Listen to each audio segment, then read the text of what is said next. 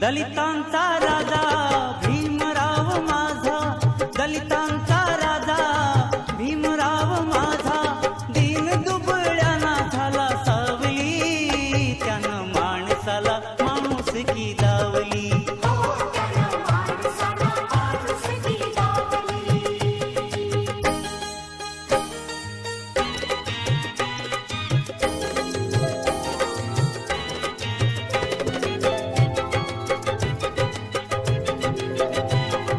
दलितांच्या कुटुंबात जन्म त्यानं घेतला,